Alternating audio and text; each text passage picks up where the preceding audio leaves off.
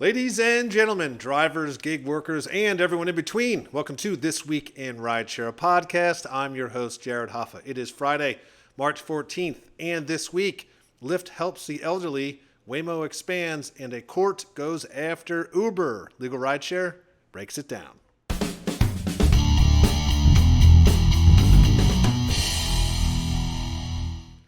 And from Legal Rideshare, I'm joined by the co-founder and lead attorney, Brian Greening, and special guest, the host of the Rideshare Rodeo podcast, Steve Johnson. Gentlemen, happy Friday. Happy Friday, Jared. It's great to be here. And Steve, thanks for joining us. Anytime. Yes, Steve, it's been quite a while since we've had you on the show.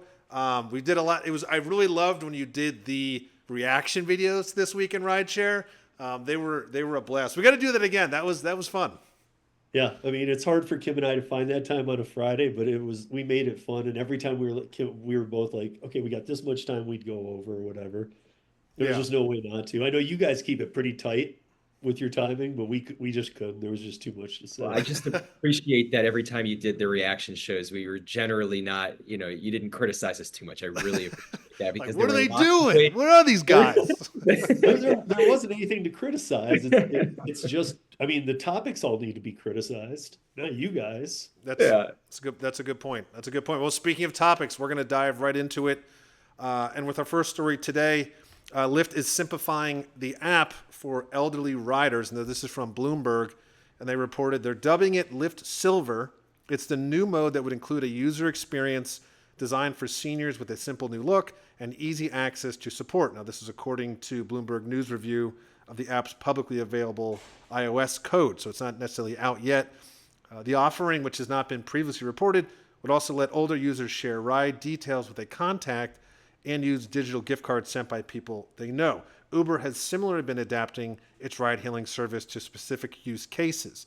Last May, Uber introduced a caregiver offering, letting caretakers pay for, reserve, and track Uber rides for their loved ones. That product was similar to Uber Teens, as we've talked about on the show, that was introduced in 2023. This is a new move from Lyft. Steve, I don't know if you've heard anything about this. I don't know if there's any response to how drivers feel about this or any other developments on it. I think it's a great Hail Mary for Lyft. I think Lyft is next. I mean, to me, Lyft's dead in the water. When I talk to, I mean, there's some markets where it maybe isn't the case, but most drivers I know don't make really anything on Lyft. They struggle to do what they can on Uber, but the senior market's always been a market. Go grandparent used to contract through Uber here in my market, and I would receive those, and then you'd get different instructions, and you'd have a higher volume input output with you'd connect with the client, go help them from the door. Again, I don't think it's a thing where most drivers are trained, language barriers, things like that, to some of what I know that comes into this. I think it sounds great, Lyft Silver, and we're going to do things for the grandparents and get you to this, that, and the other. But with all else that's going on, all I see in my head right now is just the word subsidy. So, yeah, that's my take on it. It just sounds like a pretty package for a dying platform. Yeah, Brent, we had just talked about this on the last show about rider verification and driver verification. So I'm curious. I don't know if you know more details about this, Brian, and it doesn't say a ton in this article, but I'm curious how they're going to kind of do the fine line here between, is there going to be like a filtering system between which drivers, because especially in a lot of ways, this is almost a caregiver service for these passengers. Yeah, it will be interesting to see how they actually launch this and how they go about platforming the drivers that are going to pick up the riders, and how they screen the riders that qualify for this, this service. Like, what is the age that you're going to qualify for what are they calling it? The silver hair service? Yeah, it is. The official name is Lyft Silver. Lyft Silver. I love it. Similar to what Steve said, I think this is it's kind of a nice package. I don't know that it's going to change their bottom line that much. I don't know that there's that much demand in the senior world to save the platform. But when I read this, I was thinking, God, this is kind of a blast from the past of the way Lyft used to be. They used to try to be the friendly company. They used to be the ones that people would go to because they felt more, like there was a connection with the driver or a connection with the company. They had excellent branding.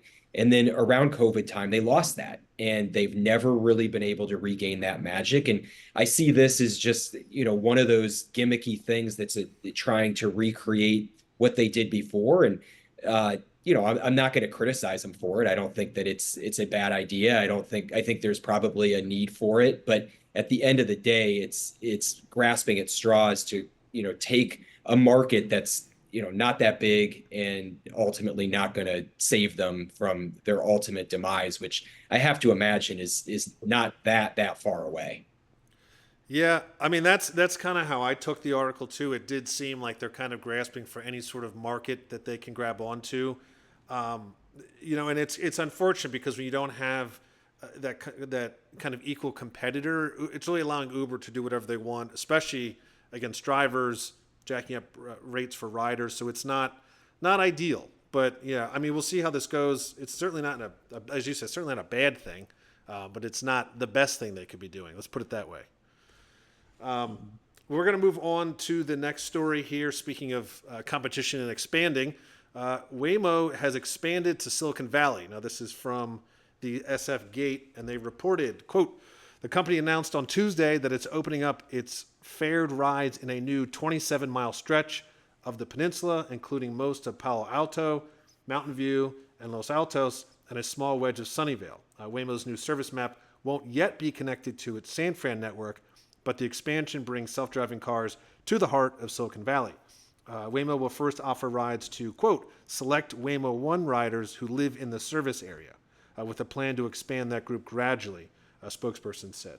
The company's white robotaxis also carry riders in LA and Phoenix, and it's rolling out tests in Vegas, Atlanta, Miami, and Austin. One thing it did state in this article that is interesting is Waymo has sent out some cars into cold weather cities like upstate New York and Michigan for testing. So, I have two thoughts here. Number one, I'm surprised it's not in Silicon Valley already. I assumed that was going to the first spot.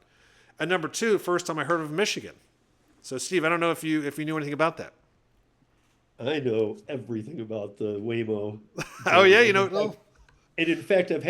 I've had people from Cruise Autonomous, their engineers on the podcast before. I do know that it's not real. And the first way that everybody can tell that, I mean, we'll get there. I don't know if we'll get there in my lifetime. But even what been told from engineers is all this testing is great and it needs to happen. I think I've even talked to you guys before about I think it needs to happen in a more controlled environment where all these autonomous companies test together out in the desert where people aren't. But there are some people willing to sell over their cities. That doesn't mean autonomous is real testing, though. It means that they took a check and they're allowing it to be there. But now, yeah, they need to test out cold weather. The LiDARs don't work. The performance is understated. But I've had people say that we're 30, 40, 50 years out from an infrastructure that can support any type of true autonomous. And then the other side of that too is that insurance companies are only literally barely getting involved with this. If you were to think about, I've had insurance people on the podcast who've told me that it's an all or nothing game. It has to be all autonomous or no autonomous. And I don't yeah, think and we're that's an interesting point. I mean, Brian, you and I just, and I feel like every week we're discussing the growth of Waymo. I guess my question to you, Steve, then is, we're seeing that they're attacking these miles it's like over 1 million or 10 million miles, and you are getting riders. Is the issue Yeah. that the scaling from that just is not feasible? That hey, it's kind of just sit in this area. Is that the problem? I think of it like bus routes. Okay. These Waymos are on bus routes. You know what I mean? And Yeah. yeah, I mean in some cities they have a driver even, but where they are driverless, it's just kind of ridiculous because you've seen the videos. Nobody hasn't not there's enough of them out there. They do circles, they don't stop, they go to the airport, they can't find out where to go. I mean, they can't the passenger can't get out.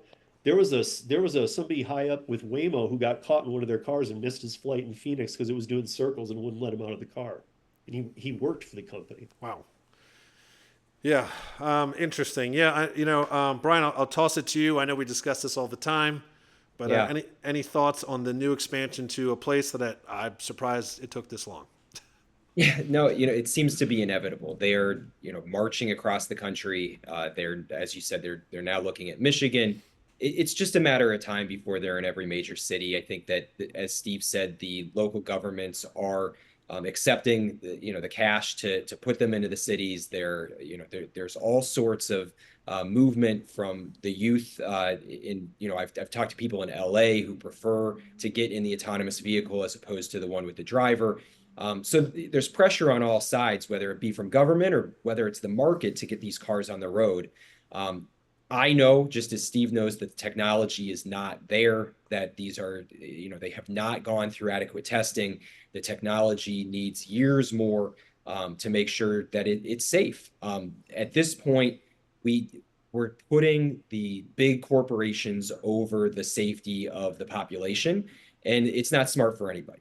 I did like Steve's point about the all or nothing proposition, that if we're really going to go to autonomous vehicles, which eventually we will, the streets need to be adapted. The streets need to be made for autonomous vehicles. They're not meant to share the road with people driving cars who are acting, and however people that drive cars act, for pedestrians that are going to jump out into the middle of the street, for potholes that are going unfixed. There's all sorts of different variations that these vehicles right now are not equipped to deal with, that a human driver has the education and experience to adapt to for instance, a person sees a ball come out in the street, they know that a kid's going to be close behind.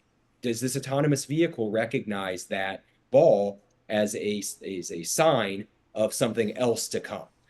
So I'm not ready to put my kids' lives on the line to put these cars in my neighborhood, and I would expect that the rest of the country would feel the same way. So we'll see how the politicians feel, because that's ultimately who's going to make the decision. Yeah, that's true. And just like Steve, what you had said about the vehicles in the cold weather, that's something I'm really interested in seeing. It's the first time I've even seen an article about this. They're always in these perfect conditions where it's sunny and 75 degrees. I'm curious what happens when it's Michigan or Chicago, and it's Well, we not. know the LiDAR doesn't work in snow. It has issues with people Right. of color and women and other things in dark weather. And there's just too many. I mean, like Brian just said it, there's just too many problems to think this is a real launch. You wouldn't launch something with this many problems.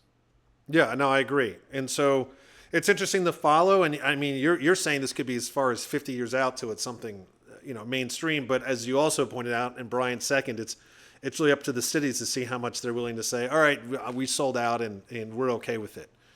But as we've said, that never ends well either way, as we had seen just with rideshare in general.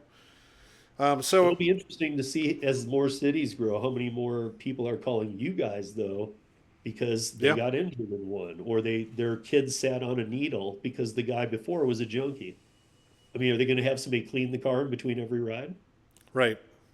There's definitely going to be a liability market out there, and let me pitch you now. Legal Rideshare can help. Yeah, I mean exactly. I mean, you saw the story that even let's disregard even the inside of the car. If you're a passenger in a Waymo, there's already been stories about people are vandalizing the cars while you're in them, or like putting a cone on the thing and causing disarray. So yeah, it's there's just so many issues here that we haven't even really hit the tip of the iceberg, really.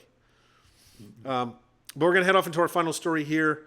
And I'm gonna toss to you first on this, Brian. I feel like this is we've talked about this for a very long time, but interesting that it's evolved to this. A court is allowing 1,600 assault cases against Uber to be seen. Now this is from LA Times, and they reported, quote, the Ninth Circuit Court of Appeals had ruled that more than 1,600 sexual assault cases against Uber will be allowed to continue before a single San Francisco judge, a move with far-reaching implications for the ride-hailing app and its cohort in Silicon Valley. The decision issued Monday upholds an earlier ruling by a council of federal judges appointed to centralize civil suits from across the country. Experts say litigation is being followed closely by home-sharing platforms, dog walking services, and other independent contractor apps, which have also been hit with stacks of sexual assault liability claims, along with Uber's main competitor, Lyft. So, we've seen this, a ton. These assault cases are huge. Is this, Brian? Do you know? Is this the first time that this many cases are going in front of one judge, kind of collectively? Yeah, I have not heard of another instance where there's been this many cases collectively brought together. I think it's important to hear these cases as a class so that, you know, the evidence can come together. We can hear about things like patterns. We can hear about ways in which the companies have tried to cover up statistics or cover up evidence. Um, at this point, it's too early for us to say how these cases will be decided, whether or not there's liability for the company. But it's extremely important that these victims get a day in court and get the opportunity to prove how or if the companies have, have left them high and dry, have done them a disservice. I want to know what are in these companies' files about these cases. What kind of background checks did they do or not do? What kind of safety measures were in place or not in place? And how did those safety measures work? So we've seen situations in the past where drivers have been assaulted. They've tried to use the safety mechanisms that the apps have available, and those mechanisms did not work. Was that the case in this situation? How many times did the company fail the victim? And it's only through a collective voice that the public is really going to understand those facts. Every victim deserves their day in court, but unfortunately, when it's one victim against the company, that case is not really on the public's radar. There's all sorts of opportunities for the companies to skirt responsibility. And when you've got to deal with 1,600 cases and look at patterns that arise in each of them, it's going to be much harder for them to skirt accountability. So I'm glad that the judge is giving them this opportunity, and I'm excited to hear what comes from it from a public safety standpoint. Right. Yeah, Steve, I'll give you some time here to weigh in. I don't know if you've seen this story or read more into it. One thing I do want to add too quickly is it seems to be focused on the riders, but Brian, as you pointed out, this also happens to drivers. Yeah. I think more what happens to drivers even is harm more than sex offenses. We see harm all the time, but um, I think everything Brian said is right. I think it's great that this. I've been following this story for a while. I think it's horrible that in the small print of a checkbox, even on the customer side, was something that said that they couldn't sue the company, or that they couldn't do exactly this, and it took this many years to get us here. I'm now wondering, and I'm really curious to hear what Brian says about this. That is this the end of the checkbox era? Yeah, I mean, Because this kind of overruled the checkbox of terms of service. Yeah. I don't know that it's the end of the checkbox era. I think that there's going to be all sorts of litigation that comes, allowing for terms of service, because that's an efficient way for companies to put their product on, out to the public. And if every customer needs to really sign off on every single terms of service, it's going to be extremely disruptive to the tech industry, to big business generally. And I'm not sure that, the United States is a capitalism, center of the world, is ready for that. So, Well, maybe I shouldn't have said take away the checkbox. I meant more like refine it, because there's some things like this that clearly just shouldn't be in there. You should be able to sue the company if they do something wrong.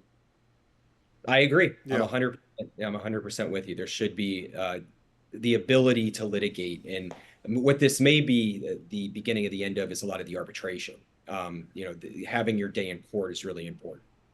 Yeah, I mean, we've seen in the past, we've talked about these stories where, the app gets updated, and so the driver thinks, oh, I'm just agreeing to the update of the app, but it turns out the terms have changed. And so they're not reading 100 pages of the terms, they're just updating the app, and Uber slides in the new changes. It's hard to think that that's fair when you're asked to do something like that. I think refinement is in need. I guess we'll see. I mean, my thoughts on this are, I guess we'll see how it rules, and if it rules in the plaintiffs, in the people who've assaulted in their favor, maybe it could make a positive change. Yeah. I mean, the same thing happens on the driver's side. The drivers can't get together and do things, and they've excluded us from doing this, that, and the other. So I'm just wondering if it makes it so some standards come in, at least. Like, you guys can't say that they can't sue you. You can't Right. say that. I mean, just some real easy stuff. Like, this doesn't make sense. I hope so. Yeah, totally agree. Well, gentlemen, those are our stories for this week. But of course, before we head in the weekend, I give you guys both a chance to promote what you do. And I'll give you the floor first, Steve.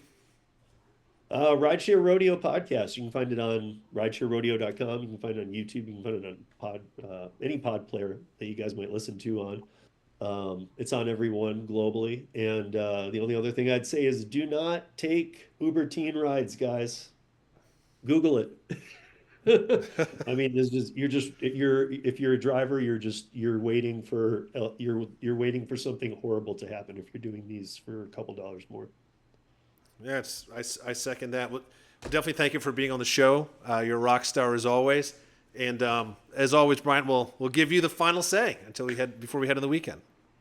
First, I just want to thank Steve for being on the show. It's always great to have him. We love his insight. He's a real, as Jared said, a rock star. So thank you, Steve.